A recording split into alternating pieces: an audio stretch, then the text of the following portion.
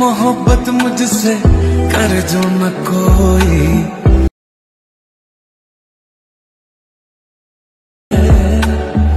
जीना हराम कर दिया। Hello everyone, welcome back to another video. So আজকের এই ভিডিওতে আমরা এলাইট মোশন অ্যাপের মাধ্যমে এইরকম same to same status create করব। তোমরা যদি এরকম স্ট্যাটাস ক্রিয়েট করতে চাও তাহলে তোমাদের পুরো ভিডিওটা দেখতে হবে। পুরো ভিডিওটা দেখলে তোমরা ইজিলি এরকম স্ট্যাটাস ক্রিয়েট করতে পারবে।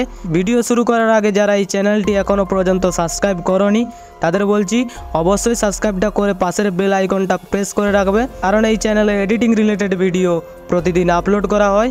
তো চলুন মূল ভিডিওতে যাওয়া যাক।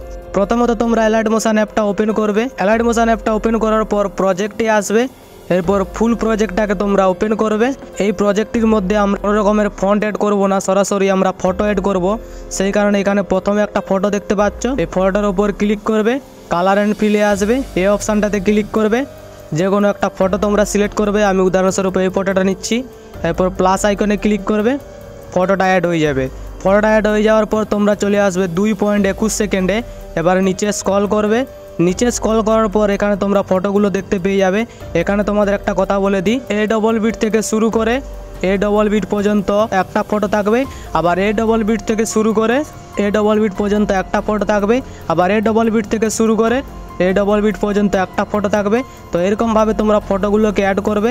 সেই কারণে 2.21 সেকেন্ডে চলে আসবে। 21 সেকেন্ডে আসার পর ফটোর ওপর ক্লিক করবে, কালার অ্যান্ড ফিলে আসবে, এই অপশানটাতে ক্লিক করবে, বয়েজের যে কোনো একটা ফটো সিলেক্ট করবে, প্লাস আইকনে ক্লিক করবে, ফটোটা অ্যাড হবে।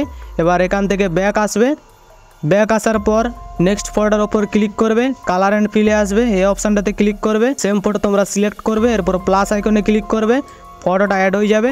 তো এরকমভাবে তোমরা ফটোগুলো অ্যাড করে চলে আসবে 5.9 সেকেন্ড পর্যন্ত। এবার 5.9 সেকেন্ডে আসার পর এই প্রথম ফটোটার উপর ক্লিক করবে, কালার অ্যান্ড ফিলে আসবে, এই অপশানটাতে ক্লিক করবে, এরপর যে কোনো একটা ফটো সিলেক্ট করবে, এরপর প্লাস আইকনে ক্লিক করবে। তো 5.9 সেকেন্ডের প্রথম ফটোটা এরকম থাকবে।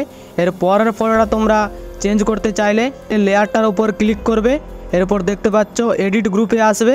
তো এডিট গ্রুপে আসার পর নিচে দেখতে পাচ্ছ ফটোটার উপর ক্লিক করবে, কালার অ্যান্ড ফিলে আসবে, এই অপশানটাতে ক্লিক করবে, এরপর যে কোনো একটা ফটো সিলেক্ট করবে, প্লাস আইকনে ক্লিক করবে। তো এবার এখান থেকে ব্যাক আসবে। তো ব্যাক আসার পর তোমরা নেক্সট লেয়ারটার উপর ক্লিক করবে, এডিট গ্রুপে আসবে, সেম প্রসেসভাবে ফটোর উপর ক্লিক করবে, কালার অ্যান্ড ফিলে আসবে, এই অপশানটাতে ক্লিক করবে। এবার যে ফটোটা নিয়েছিলে প্রথমে, তো সেই ফটোটা নেবে, এরপর প্লাস আইকনে ক্লিক করবে, ফটোটা অ্যাড হয়ে যাবে। তো এরকমভাবে তোমরা এই লেয়ারগুলোর ফটো চেঞ্জ করবে। এই লেয়ারগুলো তোমরা চেঞ্জ করবে 7.28 সেকেন্ড পর্যন্ত। এবার 7.28 সেকেন্ডের পর থেকে যেরকমটা আগে দেখিয়েছিলাম, ফটোর ওপর ক্লিক করবে, কালার অ্যান্ড ফিলে আসবে, এই অপশানটাতে ক্লিক করবে, এরপর যে কোনো একটা ফটো সিলেক্ট করবে, প্লাস আইকনে ক্লিক করবে, ফটোটা অ্যাড হয়ে যাবে।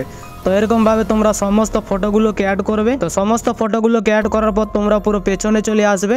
এবার পেছনে আসার পর এই লেয়ারটাতে কোনো ছেড়ছাড় করার দরকার নেই, যেমন আছে তেমন থাকবে।